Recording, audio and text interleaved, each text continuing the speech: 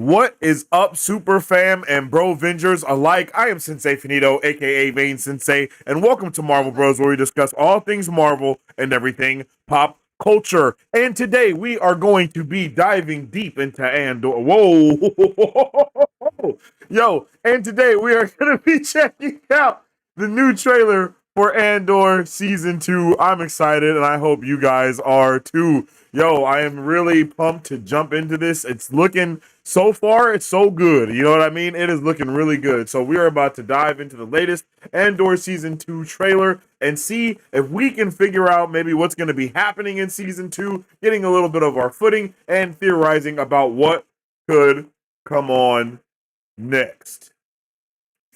Okay?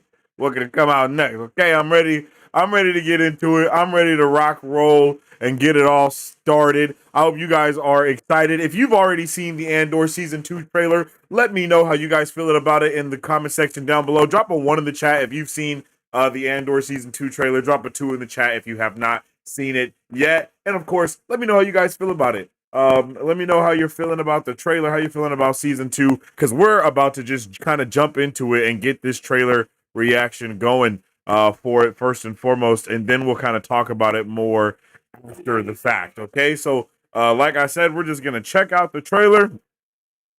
We're gonna check this trailer out right now, and then we'll also try to get that trailer reaction out in a timely fashion as well. You feel me? Andor season 1 was freaking awesome. To be completely honest with you, I didn't know what we were gonna be like in for with the first season of Andor, especially with Rogue One being like the movie that it is, where you obviously know, everyone is gone.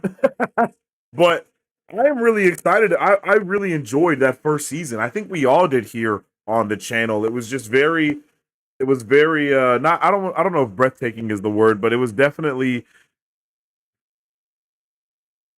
absorbing, consuming. It caused you to pay attention. I don't know what that word is that I'm looking for, but it definitely grabbed your attention and kind of held on to it. And it made me, it was very intriguing. There we go. It was very intriguing. And week after week with that show, we were able to, establish these different narratives and get to know these certain characters a little bit better. And it all got me even more hyped as to what characters we could possibly see going into season 2, for real. So I'm excited to really nerd out about this and kind of deep dive. We're also going to be checking out a recap today for Andor season 1, just so we can get all of the vibes nice and ready, remind us where we were, kind of talk about where we could go, etc., etc., etc. Okay, but with all that being said, we're about to jump into that trailer reaction right now. So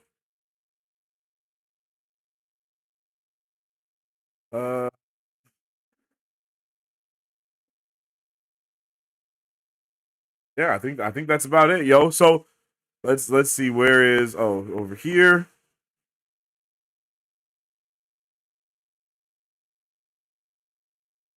The official trailer for Andor Season 2 has been released today, and so we are about to check out the trailer right now and see what we could see and possibly nerd out about some of the things that could be, coming to us in this second season. So let's just dive right on in. Oh. We're in a war. You want to fight? Wait a minute. Or you want to win?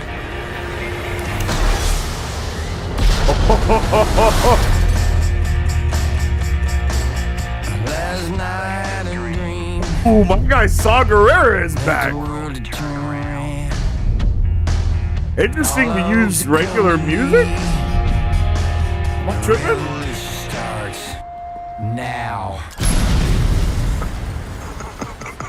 What a swell party this is. This is awkward. Why is regular music playing? I like it. It's just...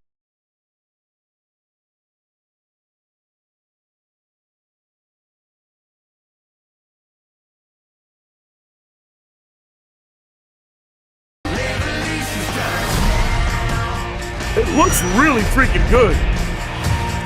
This looks amazing.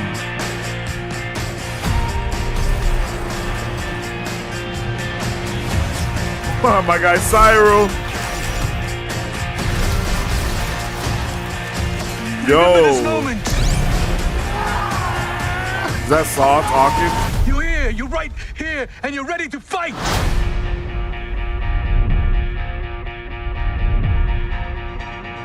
Okay, I really like that trailer. I'm definitely gonna have to lock in and really pay attention because let me tell you how much the music threw me off. The music threw me off so much, I don't even think I know what happened in this trailer because the music, yeah, I don't know, man. And again, I don't think we are used to hearing regular music in Star Wars. I think the first thing to kind of do something like that was I can't think of that. The Acolyte. They had a regular song at the end, but it actually was kind of blending the story into the music at the end of the episode, at the end of the show. And this is just this is just a song in front on this trailer, and it's definitely clashing for me. I'm not gonna lie, it clashed for me, and I think I may have enjoyed this trailer a little bit less because of the regular music. I'm just gonna be honest. I know that's ridiculous, but there is a vibe, there is a tone, and I don't know if this set that what I was looking for. I was ready for, I was ready for the score. Yeah, this threw me off a lot. Like I didn't expect to be so conflicted. But I am.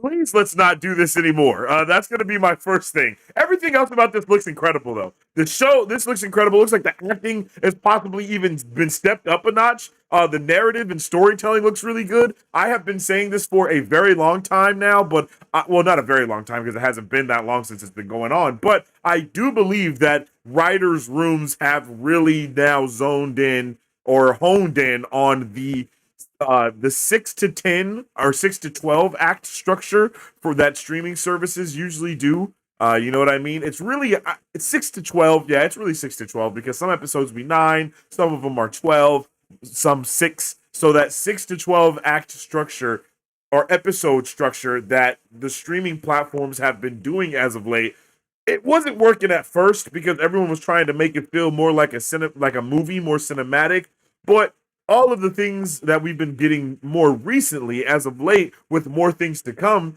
has made me really look at it and be like, oh no, they are actively trying to find the right way to bridge that gap from cutting it down 24 episodes, which is usually what a typical television show would be, and then that 2-hour movie mark that most movies are, and kind of try to figure out how they could bridge the gap between that. And I think they have found a really good medium, lately at least, when it comes to all these other shows like Dune Prophecy, Agatha All Along, The Penguin. You know what I mean? Even that first season of Andor did a really good job of it. But I think it's something that they're continuing to really chisel away at, and it's been doing a good job so far. So that alone has me really excited for what we can see in this season of Andor. But not just that, the fact that we've been continuing this story for so long as well, and getting these different point of views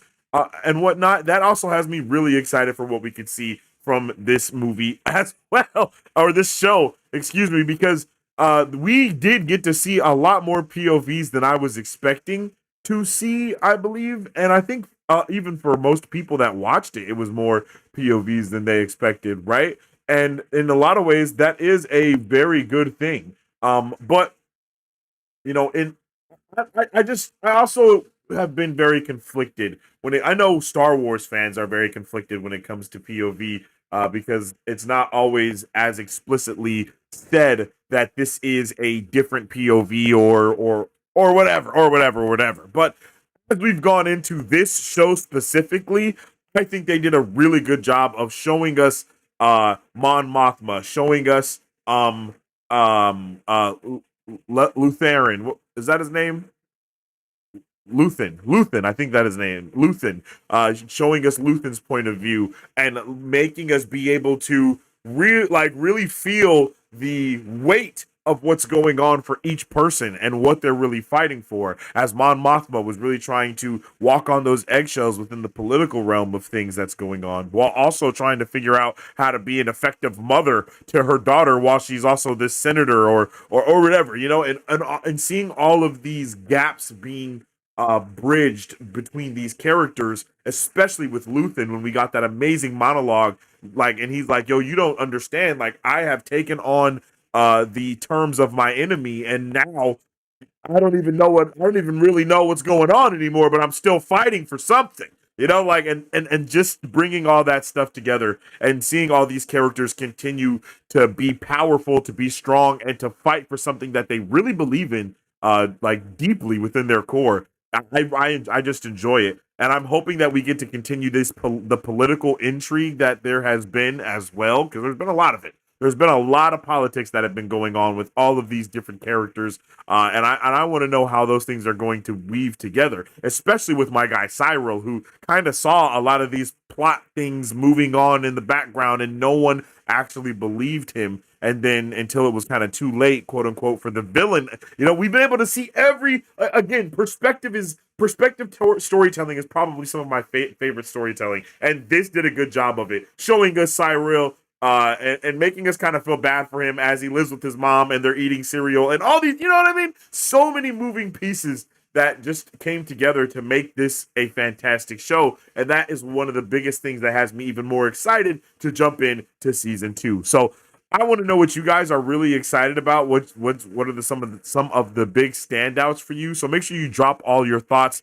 theories, and questions for Andor season 2 in the comment section down below. And we are going to continue to check this out, deep dive into it, do watch it 0 times, get that Andor season 1 recap in as well, just as a way to get prepared for what's going to be coming to us with season 2. So I appreciate you guys, for real, and drop all your thoughts, theories, and stuff in the comment section down below.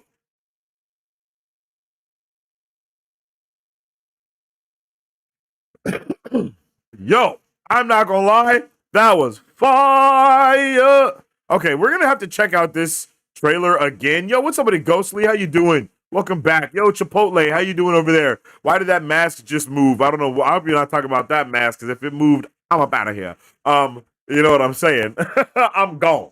But let me know how you guys felt about that trailer in the comment section down below, because damn, that was nice. That was very, very nice.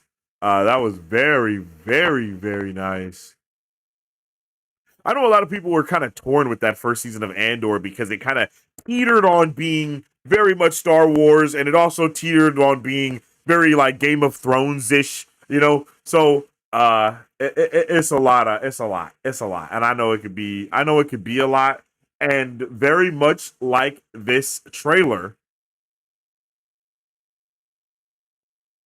It clashes with a lot of Star Wars fans, I guess. The way I felt about this trailer, right? It clashed with me because of the music choice. Just because of the music choice. And oh yeah, the music choice. It was just very interesting. I don't know that I don't know that we've delved into music like that with, I don't know. Not the strat chat, but now that I have actually been able to kind of overcome the music, let's check this trailer out again and really see what the hell is going on, and maybe I can get a better feel of everything.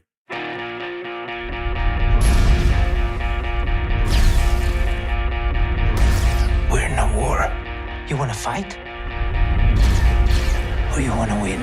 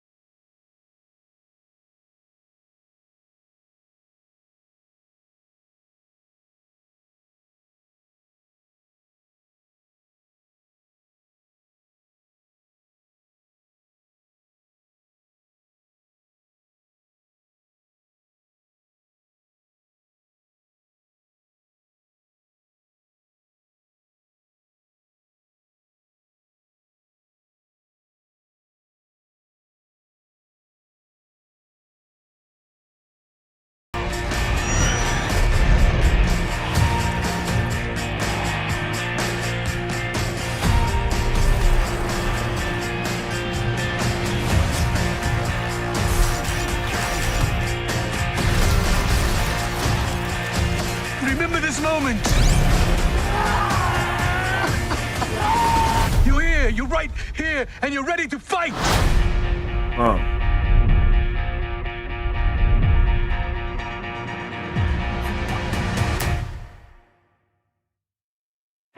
One more time. This music is throwing your boy off.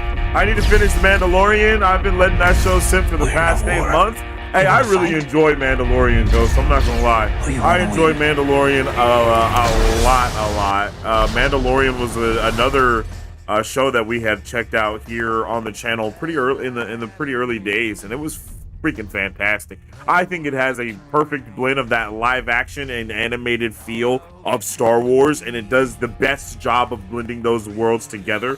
I really can't wait for the new movie from Mandalorian and Grogu. But I'm also excited for Ahsoka. I had a good time with Ahsoka as well. I could have liked it more. I think they could have did more, and I think they will do more with that next season, especially now that Dave Filoni is really more hands-on with everything that's going on over there.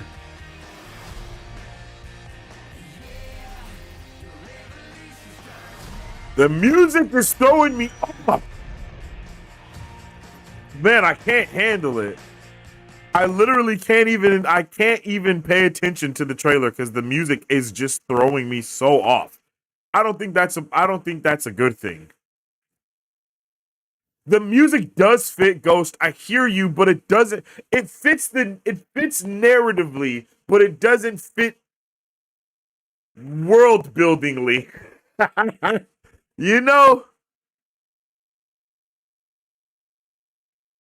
Star Wars is trying to do so much. I wonder if the comments say anything about not the kind of music I'd associate with the Star Wars trailer, but the Andor team has earned my trust tenfold. Exactly. Okay, I agree. I agree exactly with this sentiment. I agree exactly. This is exactly how I feel. Let's get that comment because I feel that exact way. Not the music I'd associate with the Star Wars trailer, but the Andor team has earned my trust. Yes. Yes, I agree with Nerd.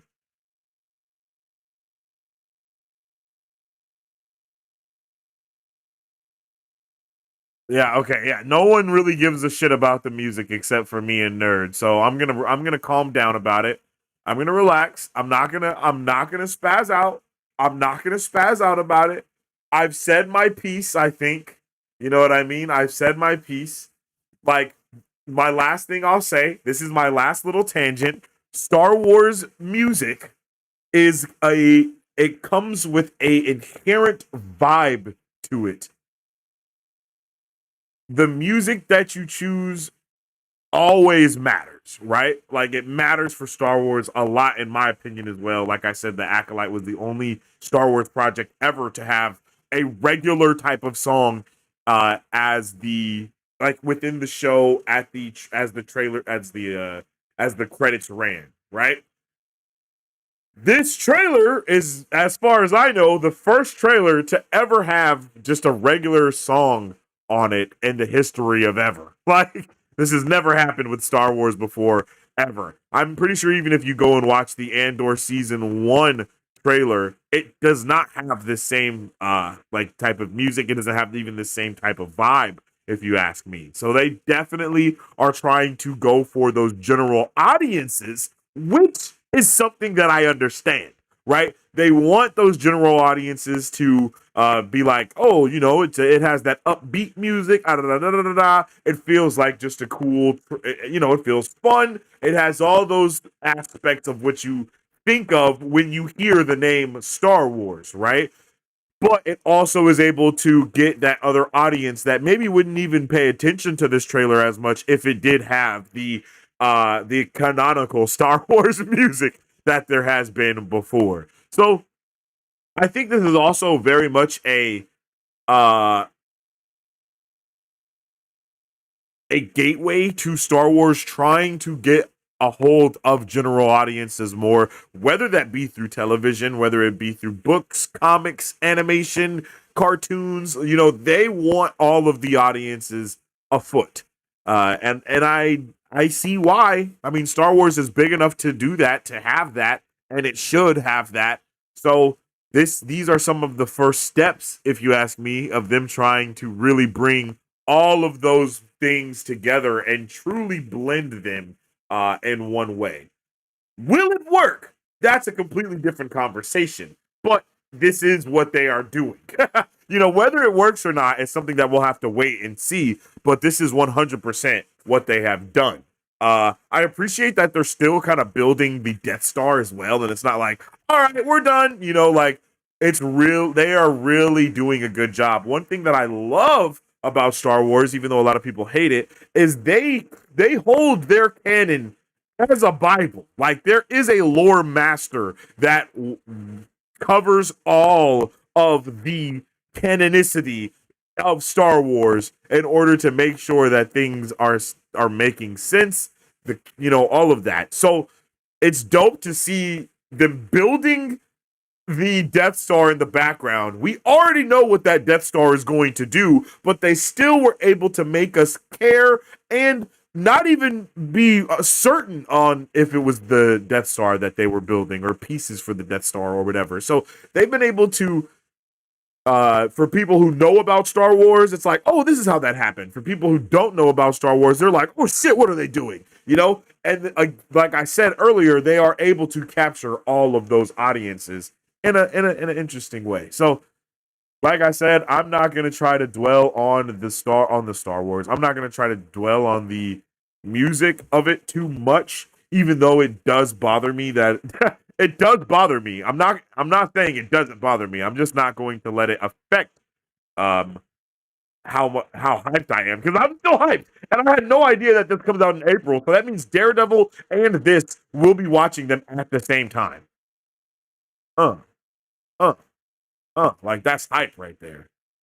That is actually hype. All right, I'm gonna let this trailer play again as I get this trailer reaction up and posted. Let me know how you guys are feeling about it in the comment section down below. I'm gonna get another poll going here as well. Let's end this poll and let's start the next one. Um, so the next question I have is: did you enjoy Andor season 1?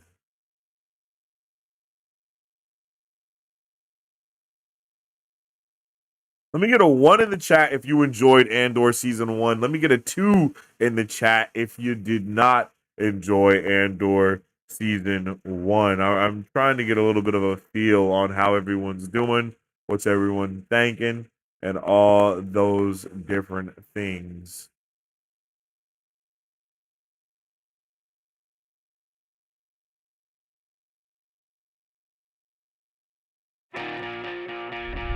This is like some Guardians of the Galaxy music going on here. We're in a war. You want to fight? Or you want to win?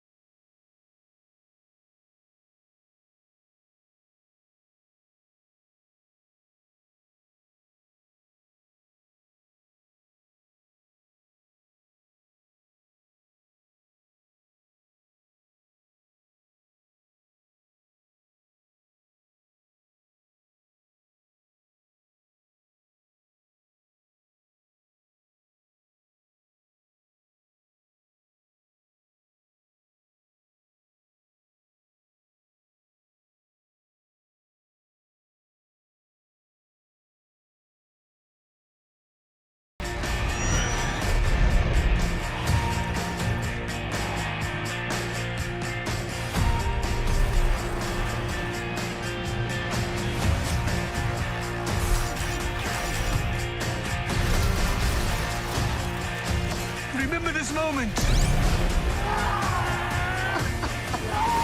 You're here, you're right here, and you're ready to fight. There we go.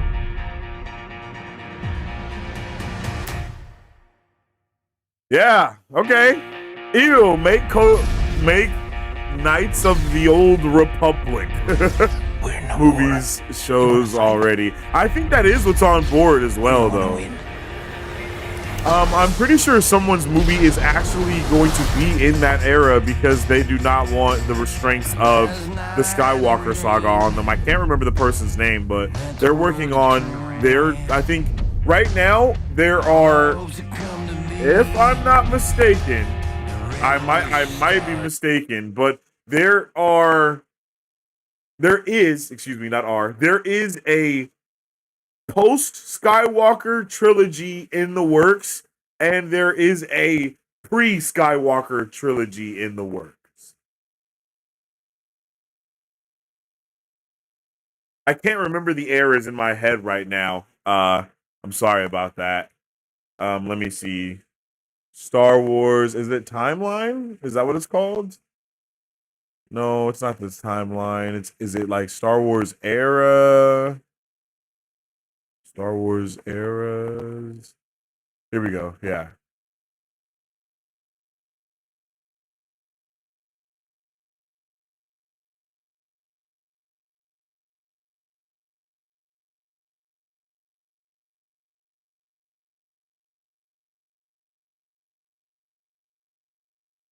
Right? So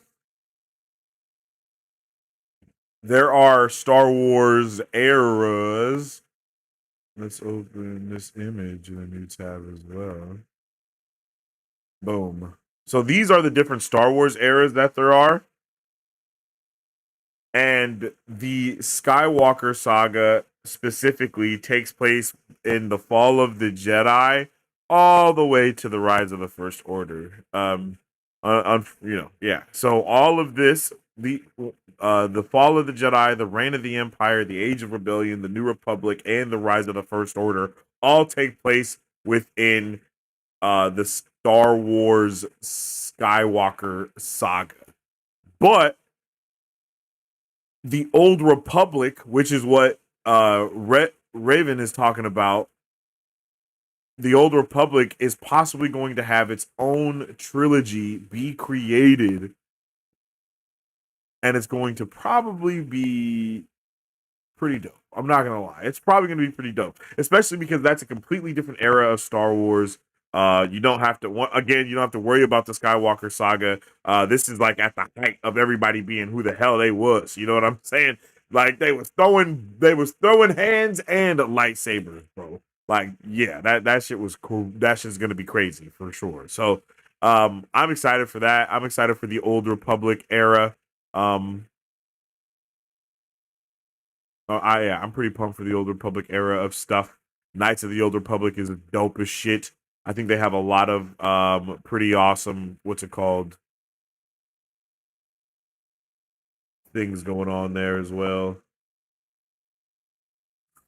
So yeah, I'm pretty hyped, yo. I'm hyped. So let's let this trailer run a little bit and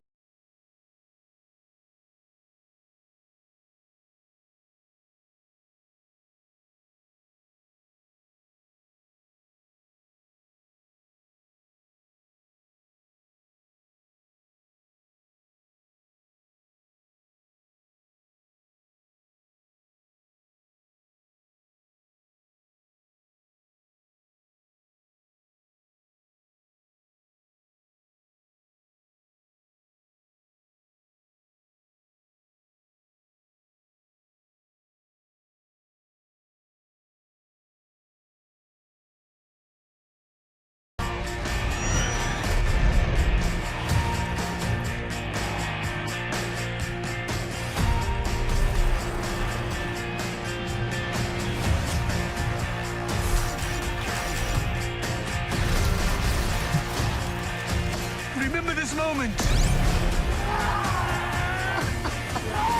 You're here, you're right here, and you're ready to fight.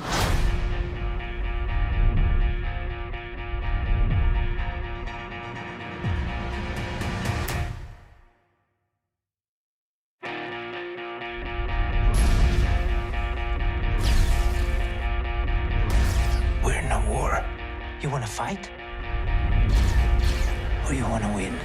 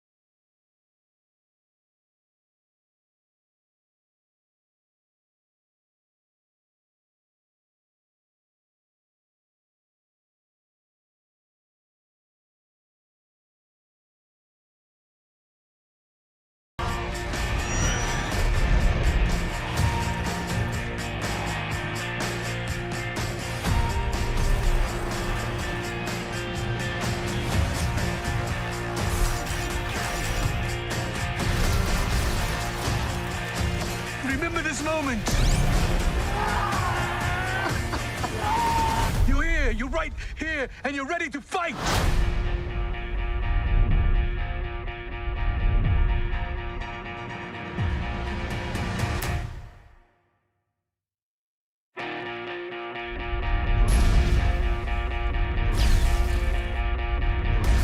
We're in a war. You wanna fight?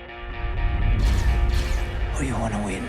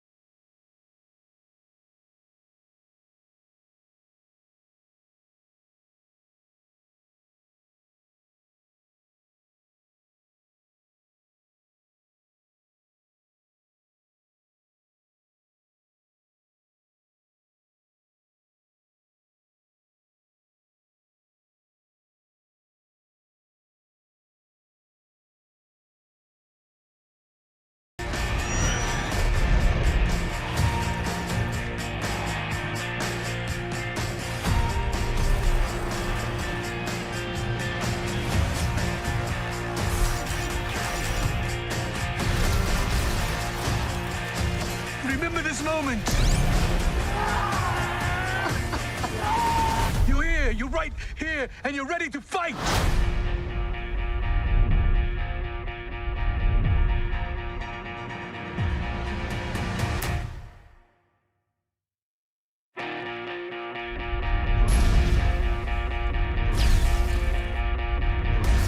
We're in a war. You wanna fight? Or you wanna win? Here we go. All right. Had to share the trailer reaction. New trailer reactions up on the channel right now. All y'all can check it out if you would like. My initial trailer reaction for Andor Season 2. The revolution starts now. What a swell party this is.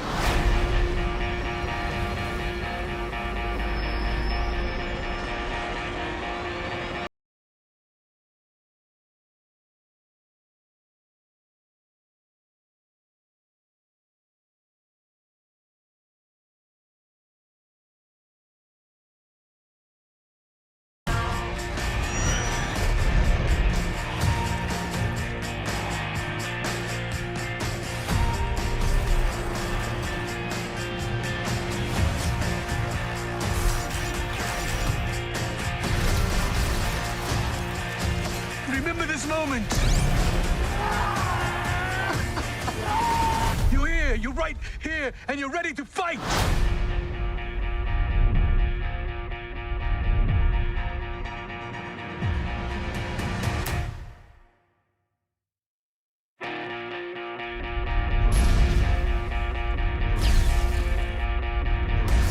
We're in a war. You wanna fight? Or you wanna win?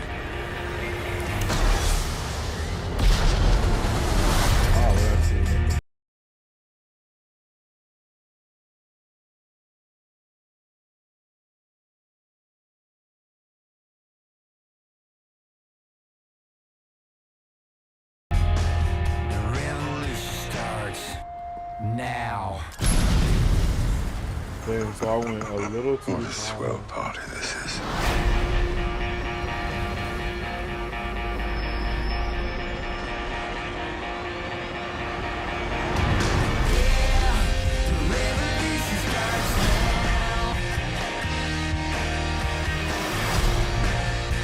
Okay, the music is growing on me, chat. I'm not gonna lie. Alright, I might be able to watch it in full effect and not have any issues.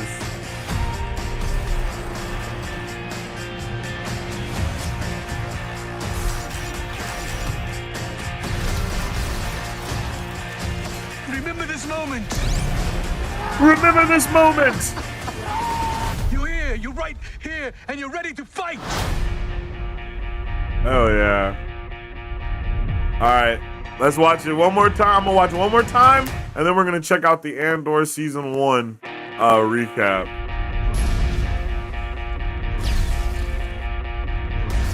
We're in a war. You wanna fight? Or you wanna win?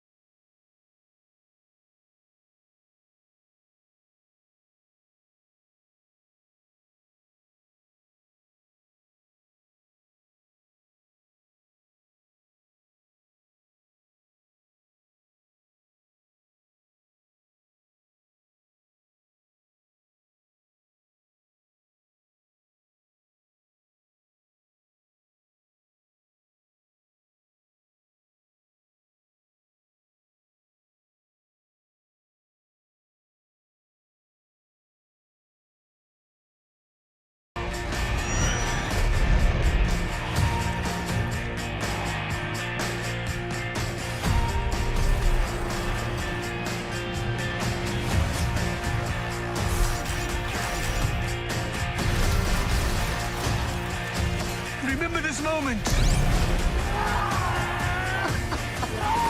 You're here, you're right here, and you're ready to fight.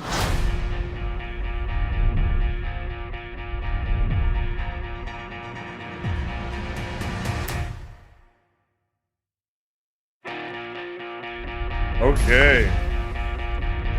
No, that was solid. We're in a war. You wanna fight? Or you wanna win?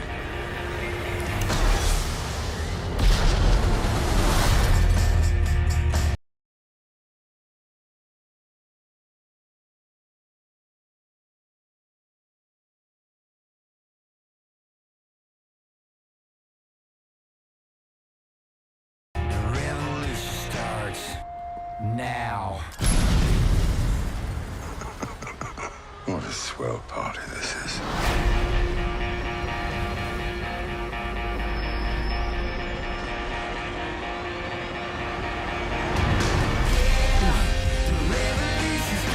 Okay, we're getting that shared all on the other pages.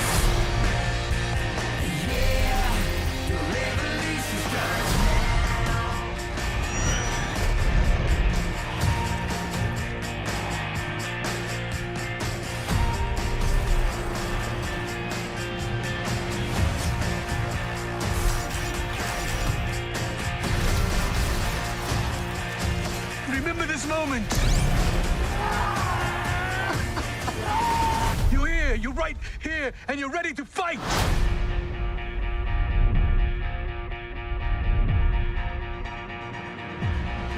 All right, let's check out a recap of Andor This is what Ivy League universities you can get season 1, into with yo. a 3.6 GPA. 90% of students with a 4.0 What is my sacrifice? I'm condemned to use the tools of my enemy to defeat them. I burn my decency for someone else's future. I burn my life to make a sunrise that I know I'll never see. Now, the ego that started this fight will never have a mirror or an audience or the light of gratitude. So what do I sacrifice? Everything! Yo, W. This is about to be crazy. W binge bot. In a brothel at Morlana 1, Cassian Andor, assumed to be the last survivor from Kenari, asks around for his sister, but is told she left some months ago. On his way out of the planet, he's ambushed by crooked cops who intend to harass and extort him from money. However, things don't go as planned for Andor, and he kills them to escape. Upon his return to Ferrix, a free trade zone, Cassian begins to arrange his escape. To raise money for his departure, he gets Bix, his ex-girlfriend, to contact a buyer for one of the high-grade parts he'd pawned off an Imperial site. Back at Morlana 1, the corporate security headquarters has gotten word of the cop's murder. Deputy Inspector Cyril leads the investigation, despite his inspector's instruction to sweep it under the carpet. In a flashback to Cassian's past, he, his sister, and a select group from their village in Kenari journey into the forest, curious about the crash that had happened there. Info about Prey More Authority's hunt for a Kenari male reaches Ferrix, causing Cassian to amplify his efforts to leave the planet. Bix reaches out to Cassian and informs him that the buyer for the ship part has agreed to come in the following day. Meanwhile, back at Morlana 1, Cyril and his team of hardworking cops have been able to put a face to their murder suspect. It's not an accurate depiction of Cassian, but it's enough to nail him. Their efforts are rewarded with success when Tim, Bix's boyfriend, driven by jealousy, feeds them info on Cassian's whereabouts. So, they gear up and make for Ferrix immediately. Back to Cassian's past, the Kenari villagers reach the crash site and find a destroyed ship along with the corpses of some men. As they investigate the scene, one of the men gains consciousness and shoots the leader. And although the rest of the group fights back immediately, they cannot save her. Crazy to think that there's just Curious, cities. a little Cassian Honestly, insane to think that there's just like civilizations that have and not find a even really destroyed evolved ship past along with hunting the and corpses gathering. of some men. As they investigate the scene, one of the men gains consciousness and shoots the leader. And although the rest of the group fights back immediately, Insane. they cannot save her. Curious, a little Cassian returns to the crash site and enters the ship. There, he meets his future adoptive parents, Marva and Clem, who drug him and take him off the planet to save him from the Who onslaught drug him of his and people take at the him off hands the of the planet? Empire. I guess that In is the exactly present, what happened. the cops have arrived at Ferrix and make their way to Cassian's house. The cops get a ping on Cassian's location when he patches a message through his droid, B2. They track him to the building, where he discusses the ship part he intends to sell to Luthen, the buyer. Luthen, however, is here for Cassian's skill and is able to convince him to come on board his plan to rob an Imperial garrison in return for a big payday. Becoming aware that they are surrounded, the two fight together through the Praymore copse and leave Ferrix in Luthen's ship. Meanwhile, Bix watches Tim die as he tries to save her from being wrongfully arrested by a squad of Praymore cops. I'm sorry, but that shit was funny, bro. Luthen explains Cassian's role in the mission on their way That had to me Aldhani. Upon rolling. arrival, Luthen hands Can you watch Cassian the over to tale Vel, of Ginny the and leader Speech? of a I have no ragtag idea what group that of is. rebels, while he goes to Coruscant, where he fronts as a pawnbroker. Meanwhile, the Praymore Corporation has been dissolved, and its top officials, Oops. afterward, the Imperial Security Bureau, take over Morlana 1 and Ferrix. At Aldhani, What a Cassian wild reaches the rebel pull, camp Brooke. and What is in the introduced world? to the rest of the team. Cinta, Nemec, Scheme, and Terramin, and Lieutenant Gom, their inside man. Although his coming is considered inconvenient, he quickly familiarizes himself with the plan and proves that the with thing, his bro? fighter mentality and piloting skills why he's an essential part of their mission, and gives himself the codename Clem for the upcoming mission. At Coruscant, the capital world of the Empire, Senator Mon Mothma visits Luthen, and it's revealed that she handles the funding for the rebellion.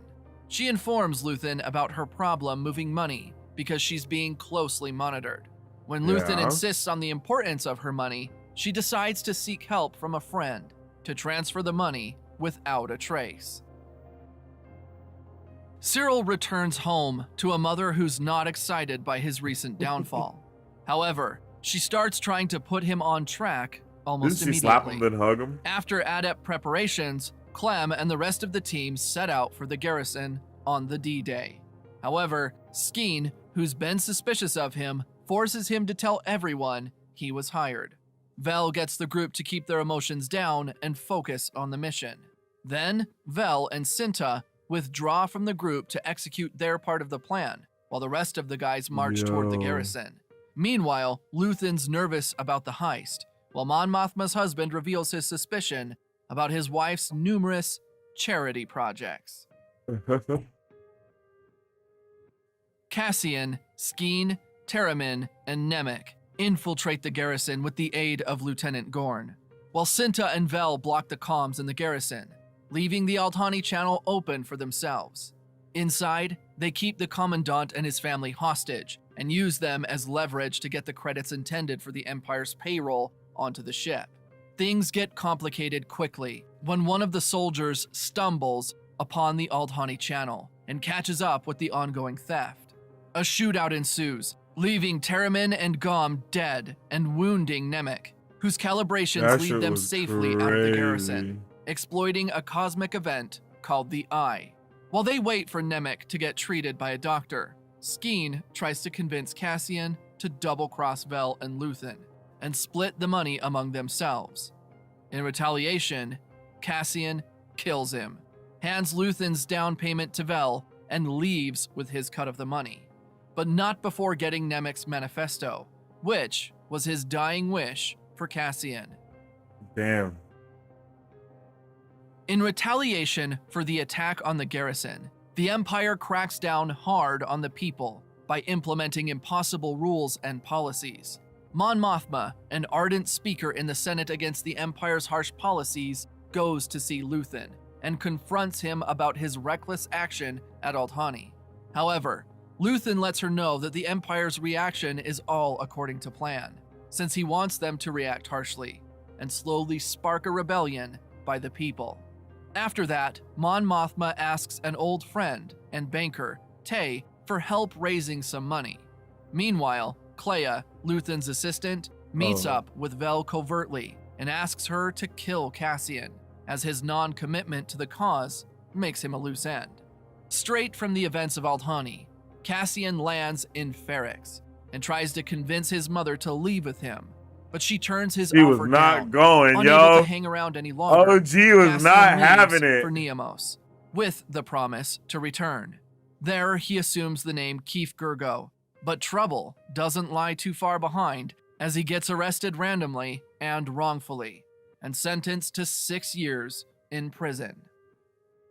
Oh. Cassian is sent to Narkina 5, an Imperial facility surrounded by water, along with other prisoners. There, survival depends on productivity and adherence to stringent rules. Cassian is introduced to his team, and they get to work. In the world outside, Deidre, a supervisor with the ISB, has all the while been investigating numerous incidents throughout the galaxy, including the ones on Ferrix and Altani, and believes all of them to be connected to a coordinated effort by the rebels. To find out more, she draws Cyril in for questioning. Using his testimony, Deidre connects the dots and identifies an individual who she codenames Axis. That's central to all the subtle attacks that have been going on randomly, and also believes him to be the mind behind the Altani incident, with, of course, Axis being Luthen. With Ferrix no longer a free trade zone, all eyes are out for Cassian, including the forces of the Empire on the grounds and rebels Vel and Sintra. When Marva starts unraveling, Bix throws caution to the wind and tries to contact Luthen in the hopes of learning of Cassian's whereabouts. However, Bix is arrested because the ISB caught on her attempt to reach out to Luthen. Deidre has her tortured and is able to procure some information about Cassian, but not too much about Luthen. Since she's the only one with a clear link to Axis, Deidre keeps her incarcerated. At Coruscant, Mon Mothma, on her way home from a Senate meeting, is informed of her cousin's visit. On getting home, her cousin is revealed to be none other than Vel. Meanwhile, at an ISB meeting, Deidre supplies the council with information linking the Ferrix incident with the Aldhanis. Using the ship parts stolen from the various Imperial forces, she's able to establish a lead. At Narkina 5, Cassian and Kino, another inmate, discover that about 100 men were killed to hide the fact that no one ever gets out of the prison. Those who looked like they were are only being transferred to another section. After this discovery, Cassian informs Kino that they need to escape the following day, using the arrival of a prisoner as an avenue to spring themselves out. They inform the rest of the cellmates and start working on a plan. Back at Coruscant, Tay arranges a meeting for Mon Mothma with Davo, a wealthy man who can loan her some money for her project due to the restrictions on her family's wealth. He comes through, but on a request that she allows a meetup between her daughter and his son. Meanwhile, Cassian and his team put their plan in motion, successfully take over the prison and escape. At Coruscant, Luthen meets with Lonnie Jung, an ISB supervisor who works as a mole for him. Lonnie informs him of Deidre's investigation and tells him she knows about Anto Kriegers, who is another rebel leader. Intended attack on the Empire. However, Luthen refuses to act, as any action would let the ISB realize he has a mole among them. While Cassian struggles to make his way home, he's unaware that Marva has died due to her failing health. When the news of her death reaches the ISB, Deidre decides to use the funeral to draw Cassian in and capture him. There's no one to warn Cassian about the ISB's plans, and although he's careful about contacting his friends, he's not too careful. He reaches out to Zanwan, who informs him of his mother's death. With news of Marva's death already gone public, Luthen, Cinta, and Vel also learn of it and wait for Cassian on Ferrix. Meanwhile, Syrah, despite his new job, has become obsessed with Cassian's case, learns about Marva's death and Cassian's potential return, and goes over to Ferrix as well. At Neomos, Cassian and Melshi, one of the surviving inmates, decide to split up and spread the word about what they have just experienced in one of the Empire's prisons. Afterward, Cassian heads home. Today, we uncover the truth about sugary drinks. Today, we stop sugarcoating the way these drinks ruin our children's health. It's time to see through the sweetness and switch things up. To reach for fewer sugary drinks and more water. Chilled, Bubbly. fruit-infused. We get to choose. Learn more about the health risks hiding inside sugary drinks and find healthier options that work for your family today.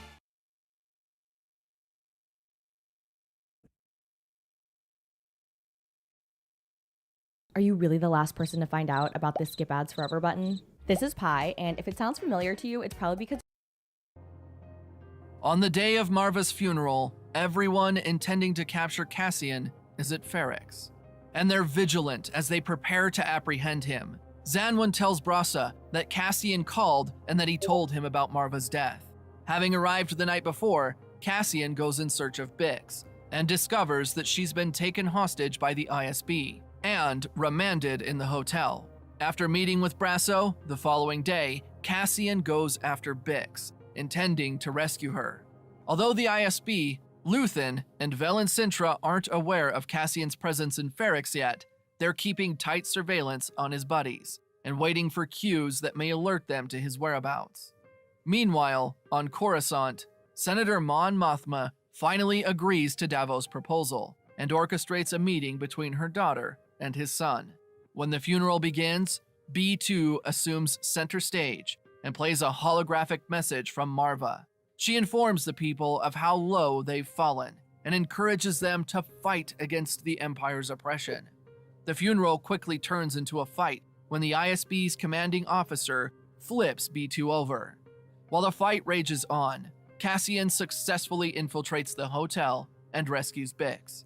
Outside, Deidre is overpowered by the angry crowd and almost gets torn apart, but Cyril steps in at the last moment and saves her. Cassian, Bix, Brasso, and B2 and two others escape to a ship heading out of the planet. However, Cassian doesn't leave with them. Instead, he goes to Luthen's ship and signs up for the rebellion. Sometime later, it is revealed that the prisoners were actually building parts for the Death Star, which is being assembled by countless droids in outer space. Kill me. Or take me in.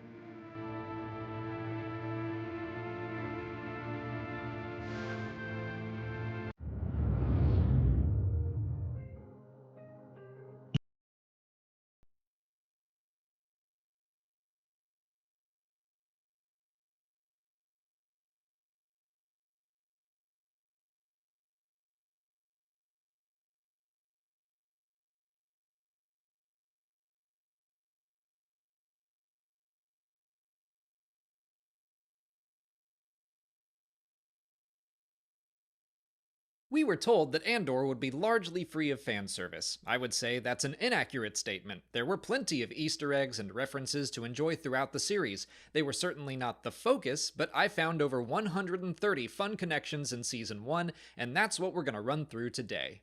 Starting with the first episode, Casa, the date format of BBY has been used in Star Wars since before I even knew what Star Wars was. It stands for Before the Battle of Yavin, which is just a stand-in for 5 years before the events of A New Hope or Rogue One.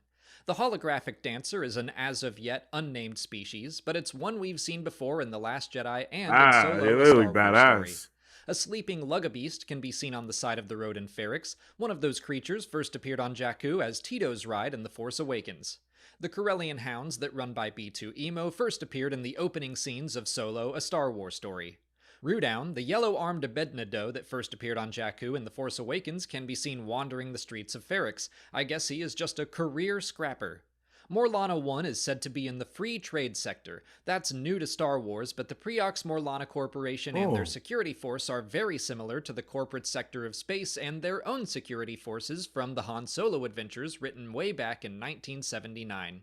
James McArdle, the actor who plays Tim in the first 3 episodes, also played a pilot named Niv Lek in The Force Awakens. Maybe we can assume they are somehow distantly related.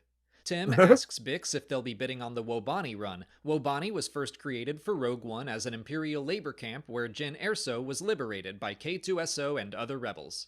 A Pre-Mor officer speculates that Cassian's ship could be some old thing like an Orlean Starcab. That ship was from Galaxy Guide 8, a role-playing supplement from 1993 that said it was easily the oldest ship still in service.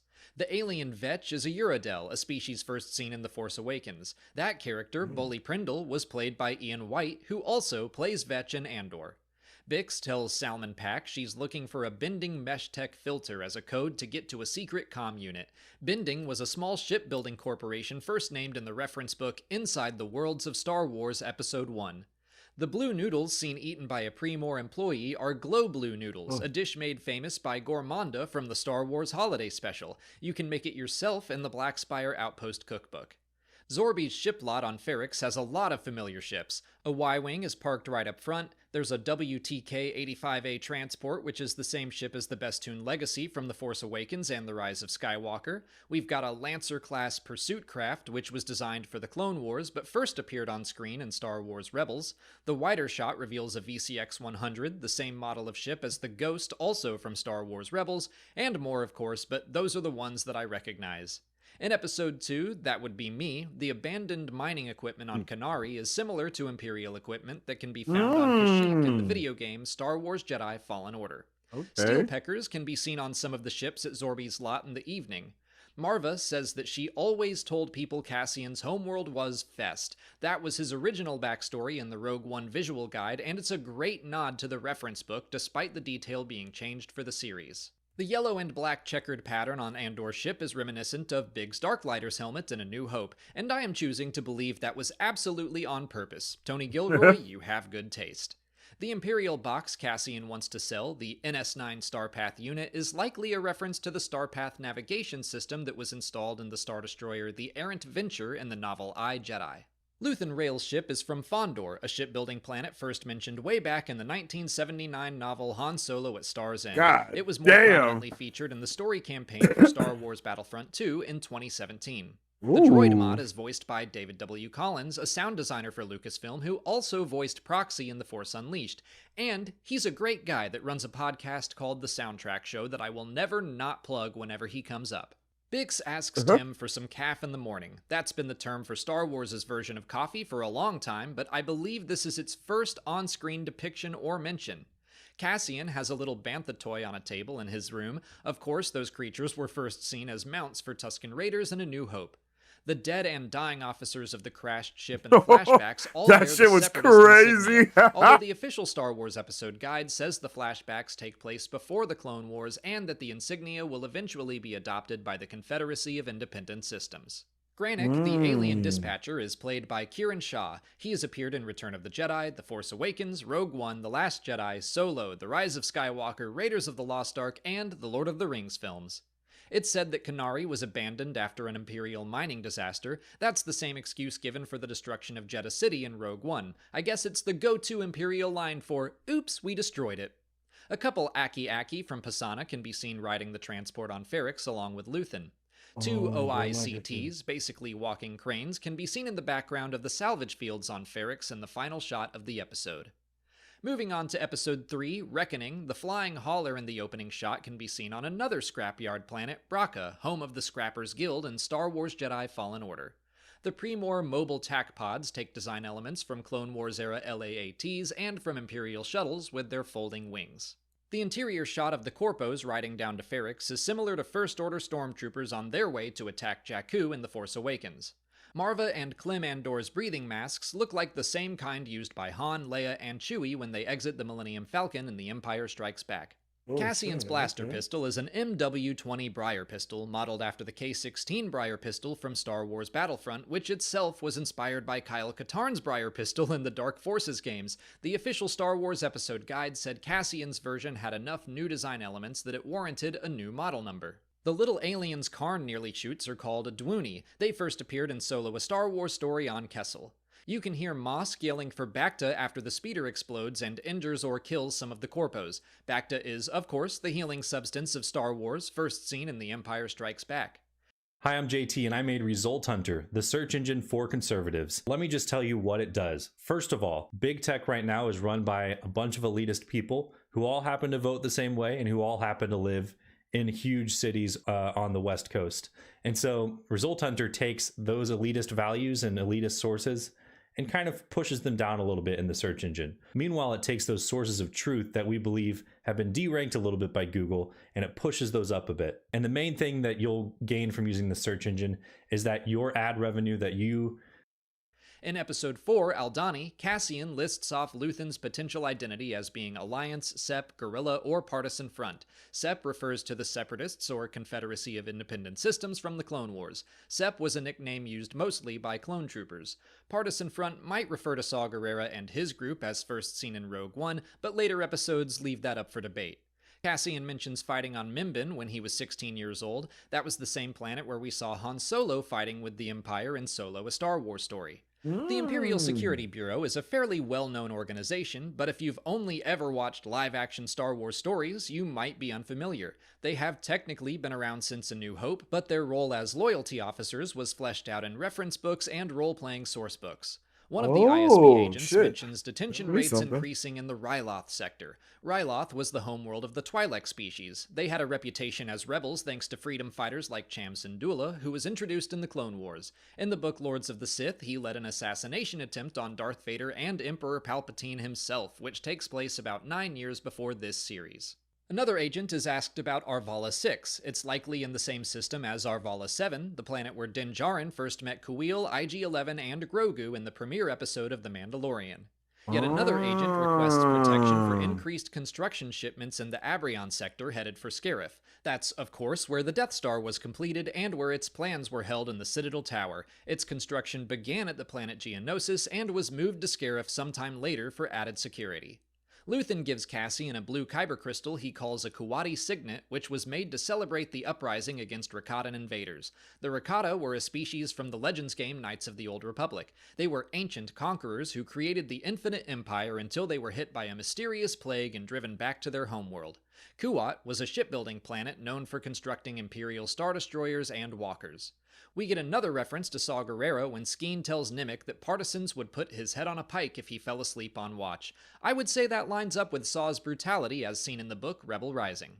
We see a spaceport on Coruscant for Tel Gordo Travel. That company was first created for the Star Wars Game Master Kit, a role-playing sourcebook from 1991. The intercom mentions service to Hosnian Prime, Plexus, and Euphornis Major. Hosnian Prime was the future capital of the New Republic that we see destroyed in The Force Awakens. Plexus was a planet first mentioned in a 1994 sourcebook, Galaxy Guide 10, Bounty Hunters, where it served as a chapter house of the Bounty Hunters Guild. And Euphornis Major was first mentioned in the book Servants of the Empire, Rebel in the Ranks. We see lots of people walking around carrying their luggage. This isn't necessarily an Easter egg or a reference, but just like in Attack of the Clones, how has nobody developed wheel or hovering technology for their luggage? The spaceport itself was filmed at the McLaren Technology Center. Oh no, now we've reached the galactic antiquities and objects of interest. There is so much in here, and I already did a 9-minute video about everything, so I'm gonna go a little faster this time around. There is a Gungan shield in the back seen during the Battle of Naboo and the Phantom Menace. The Kalikori is a Twi'lek family heirloom. This one looks rather ornate, but they would be unique to each family. New generations added their own pieces to the heirloom to represent their legacy. There is some Beskar Mandalorian armor, and I assume everyone watching this would recognize its significance from The Mandalorian. There are 2 Wookiee artifacts, a helmet seen worn by a Wookiee named Salporin in Revenge of the Sith, and a Clarion, an instrument made for the same film, but only seen in its visual dictionary. The double-headed Rancor-like serpent is based off of a real Aztec artifact, a double-headed snake made out of turquoise. Near the back of the shop is Starkiller's helmet from the Dark Side ending and continuing missions from the 2008 video game The Force Unleashed. There are some stone tablets with 3 hands carved onto them in various positions. Each hand is representative of the Mortis gods from the Clone Wars, the Father, the Daughter, and the Son. The tablets are similar to a mural of the gods seen on the wall of a Jedi temple in Star Wars Rebels. In the back of the shop, you can see a Jedi and a Sith holocron.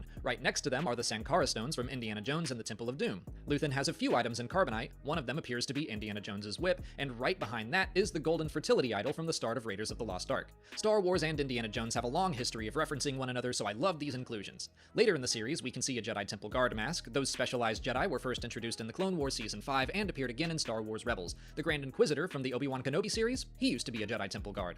Although it first appeared in Episode 4, in Episode 7 we can far more easily see a Keldor breather mask worn by the people of Jedi Master Plo Koon. I doubt helmets literally Plo's since he, exploded. And in episode 10, we can see one of Padme's headdresses from Attack of the Clones on display. At Mon Mothma's apartment, we get even more fun connections. Perrin's dinner party guest list includes Ars Dangor and Sly Moore. Ars Dangor was first created as one of the Emperor's advisors in the role-playing Imperial sourcebook in 1989. Sly Moore was Palpatine's chief of staff and could be seen at his side in Attack of the Clones and Revenge of the Sith. She was Umbaran, was Force-sensitive, and knew the leader of the galaxy was a Sith Lord. She is also, apparently, a fun person. Mothma mentions the planet Gorman and the fact that their shipping lanes were recently cut off. That's a reference to an event that has yet to happen, the Gorman Massacre, that will occur in about 3 years' time as seen in the Star Wars Rebels episode Secret Cargo. But the Gorman Massacre has been a major catalyst for the creation of the Rebel Alliance since the Rebel Alliance sourcebook in 1990. Major Partagaz tells Dedra Meero that her detention numbers from Seb Talk are impressive. That planet first appeared in the Star Wars Adventures Journal 9 and later the Darth Plagueis novel. In episode 5, The Axe Forgets, Cyril eats breakfast with his mother and it looks like some Malarun fruit is on the table. That fruit was first mentioned in the Legends book Wedge's Gamble and later appeared in the Clone Wars and Star Wars Rebels. Lita, Mon Mothma's daughter, was first mentioned in the Dark Empire sourcebook way back in 1993. She was mentioned in some Legend story, but this is her first actual story appearance.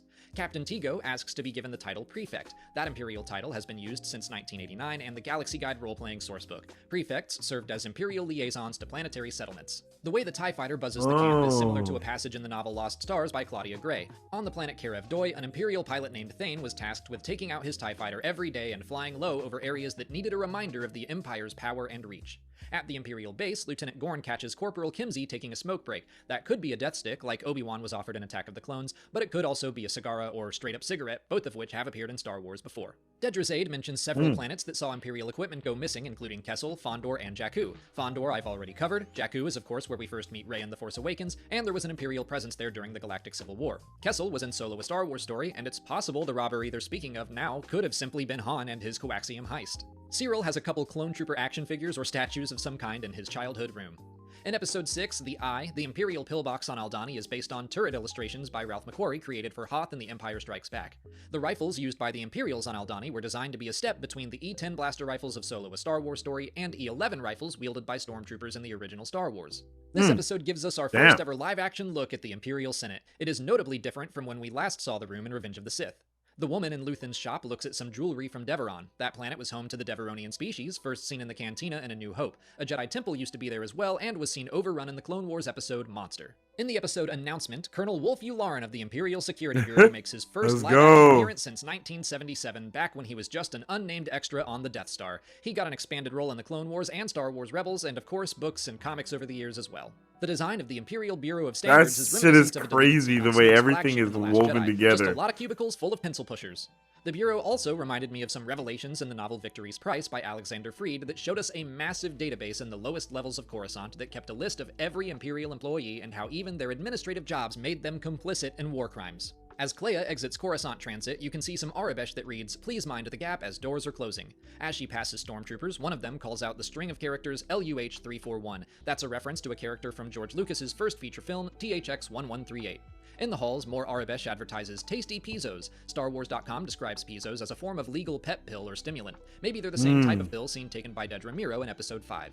The ad changes to "Carry your chain code" from the ISB. Chain codes were a form of identification introduced by the Empire almost immediately after the end of the Clone Wars, as seen in the animated series The Bad Batch, but they were first mentioned in The Mandalorian. The symbol used to mark the way to the meeting point with Vel is a simplified version of the Andor series logo, which is itself a simplified version of the Rebel Alliance Starbird logo. The data center Dedra Meero visits looks very similar to the data tower where the Death Star plans are held on Scarif in Rogue One. Present at Mon Mothma's dinner party appears to be Alessandrix Delga Cantonica Provincion, also known as the Countess. She was seen on Canto Bight in The Last Jedi. We can also see a Dornamethian mingling in the crowd. That species was also first created for The Last Jedi to portray a Masseur named Alexo Suger. He can still be found in deleted scenes for the film. The flashback to the protest on Ferrix with the clone troopers takes place in the very first year of the Empire before clone troopers were replaced by stormtroopers. We can see that transition in more detail in The Bad Batch. In the ISB, Major Partagaz asks one of his underlings for an audit of hyperspace lanes leading to Ord Mantell. That planet was first mentioned in The Empire Strikes Back. It was greatly fleshed out in Legends books, comics, and video games, but was first seen on screen in canon in The Bad Batch. There's lots of Bad Batch love in this episode. I believe I was going to say, I need to watch Bad Batch. They were first introduced in Battlefront 2 as a companion droid to Iden Versio. The shore trooper that stops Cassian is voiced by I have not watched Bad Batch. He is best known in Star Wars for his portrayal of Galen Merrick in The Force Unleashed and Maul in the Clone Wars and Star Wars Rebels, but has provided tons of voices for Star Wars over the years, including several troopers. I'm sure most people recognize the KX droids, but their attacks match their moveset in the video game Star Wars Jedi Fallen Order, where they are formidable opponents even to a Force user. The sentencing data plaques at the end of the episode have several Easter eggs. When blank, they all read name, crime, and sentence. One plaque is for Richard Stevenson, who is sentenced to 5 years for failing to follow Imperial command and anti-Imperial vandalism. An unnamed person is sentenced to 4 months for walking an unleashed massive, the same dog-like creatures Tusken Raiders have in their camps as seen in Attack of the Clones and the Book of Boba Fett. Another data plaque sentences Keith Seymour to 25 years for suspected Force sensitivity and assaulting an Imperial officer. Seymour is the set deck concept artist for the series. You may think that an adult that can't stop watching the P word looks something like this, but this is what they really What? In Episode 8, Narkina 5, Belsavis is mentioned by a shore trooper as a prison planet. That world was known as a prison colony used by the Rakatan Empire in Star Wars Legends. The prisoner transport is the same kind of ship seen in The Mandalorian and Obi-Wan Kenobi used to deploy stormtroopers, although the interior has been modified.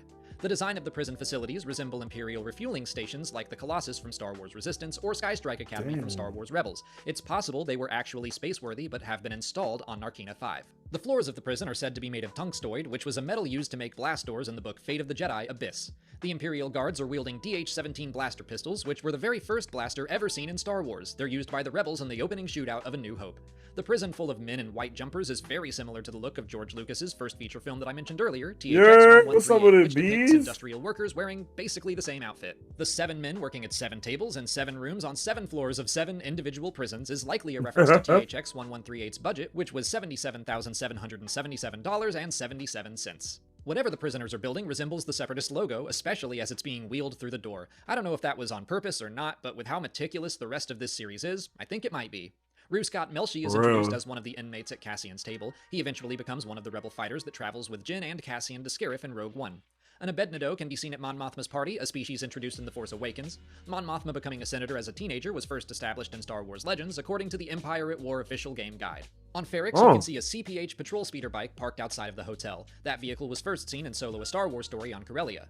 We revisit Saw Gerrera and his partisans, who were first seen in Rogue One, although Saw has been part of Star Wars since the 5th season of the Clone Wars. Two Tubes and Morok can be seen wandering around, and their black and white I love Saw Gerrera's character across the years. Saw's partisans being a little more flush with cash than most rebel cells. The novelization for Solo: A Star Wars Story reveals that Enfys Nest delivered the stolen coaxium to Saw, so he may still have some money from that heist lying around. In Episode 9, Nobody's Listening, the rebel pilot picked up by the ISB was on his way to Kafrene. The rings of Kafrene were created for Rogue One, and that's where we first met Cassian Andor.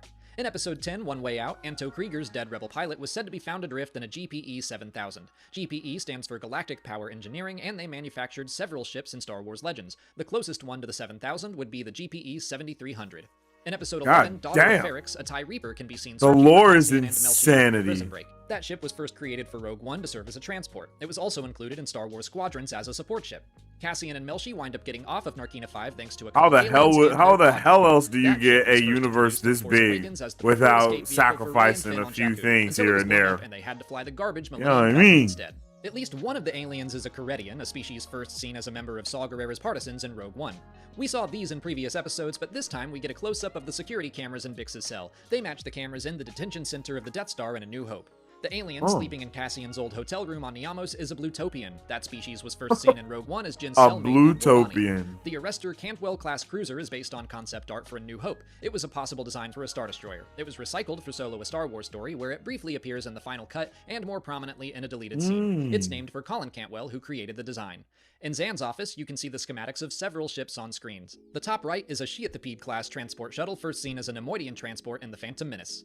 In the season finale, we get our first Death Troopers of the series. They were introduced in Rogue One, of course, as specialized stormtroopers. They were originally linked to members of the Tarkin Initiative, but have also been seen protecting high-profile Imperials, so they're a sign of Dedra's continued growing status. While Mon Mothma lies about Heron's gambling problems, she tells him to go to Canto Bight to keep it discreet. That's, of course, the location of the high-end casino seen in The Last Jedi.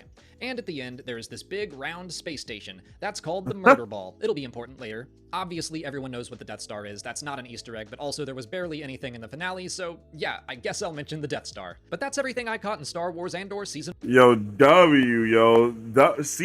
1 was insane, bruh. Like, it was insane. I can't wait for season 1 was insane. I'm so excited for season 2, Season 2 of Andor is going to be next level. You know what I mean? It's definitely going to be insane. So, I hope all of y'all are ready for it too. Yeah, what's up, Eva? How you doing? Eva Smith, I see you over there on the Twitch. Hope you're having a good day. I follow you. I appreciate you for tuning in with us. All right, we'll check out the Andor trailer one last time. The Andor season 2 trailer, that is, one last time, and then we will get on up out of here for the day. Just wanted to come on here, do the trailer reaction, talk about it and stuff, and then get it cracking. So let's check out this trailer one more time, chat, and let me know all your thoughts, theories, and questions for it. And then I think tomorrow we'll be going live to talk about Your Friendly Neighborhood Spider-Man. On Wednesday, we have Book Club and Invincible. I don't know if anything's going on Thursday or anything like that, but next week is Daredevil. So we're gonna be getting it cracking for Daredevil. Daredevil stuff is about to be absolutely ramped up over here. So I'm ready. I hope you guys are ready too. I'm really exhausted today. Been working on university tasks since morning. Damn, that's a long time. But I hope all those tasks are getting completed and done. You know what I mean? I hope you're still having a very productive day regardless. We're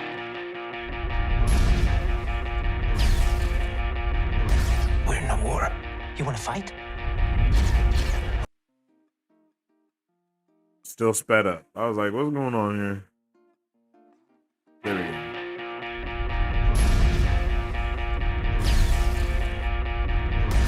We're in a war. You want to fight? Or you want to win? Yo, this trailer is really awesome. I'm not gonna lie. It looks so good. Saw Gerrera, baby.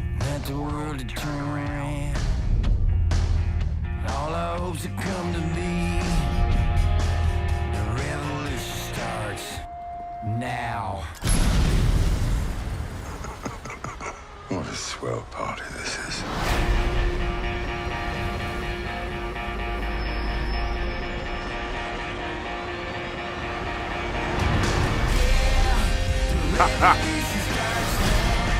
This music really had to grow on me. That's funny.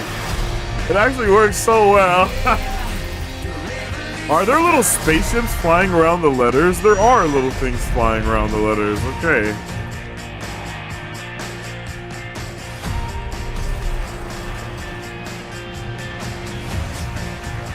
Cyril. Cyril and Cyril. Remember this moment. You're here. You're right here, and you're ready to fight. Hell yeah. I'm excited, man. I'm not even gonna pretend. I'm excited for the season 2 premiere of Andor, and it's actually gonna be here sooner than we thought. April 22nd, yo. April 22nd. That's basically next month. You know what I mean? Like, that's crazy. That is crazy. So we're going to be watching Daredevil and Andor. I think those are going to be overlapping, as well as what's it called? Daredevil, Andor, and Invincible. I think those are going to be overlapping a little bit. Not too much, but just a little bit. They should. No, never mind. No, they won't. I don't think Invincible will, but maybe Daredevil will. Either way, I'm pumped. I'm excited. It's going to be a good time to be checking out all these different nerdy things around here. And I hope you guys are ready as well. Shout out to everybody that was tuning in here on Twitch, on YouTube, and on the Twitter sphere. I appreciate all of y'all. It's been a very good time to check out this trailer. Got the reaction. We did our trailer reaction live, and we got that reaction out on the channel. So www. I hope you guys have a good rest of your day. If you haven't already, you can follow me on social media at Sensei Finito to save day with all my thoughts, theories, and opinions of whatever particular thing I may be partaking in at that particular time. You can also follow us on on all platforms at Marvel Bros. This day to day with all things Marvel and everything pop culture. We're always posting the latest news, movie reviews, and everything you'll see in between. And then, of course, if you haven't already, you can like the video if you like the video, because it helps out tremendously around these parts. You guys have been awesome as we've been, diving into Star Wars stuff. And we'll be doing it more as this show gets closer. With all that being said, I appreciate each and every one of you guys, and I hope you have a fantastic rest of your day. As I always say, stay awesome, stay nerdy, and don't forget to stay marvelous. Excelsior. If you guys would like to support Mark Bros, all you gotta do is visit our website at www.markbros.com and buy some merch. Represent the superfan. Or you can join our Patreon to get early access to content, patron-only scoops, giveaways, private Q&As, and those sacred watch parties. We appreciate you guys. We'll catch you on the next one. Excelsior. On today's pop culture news update.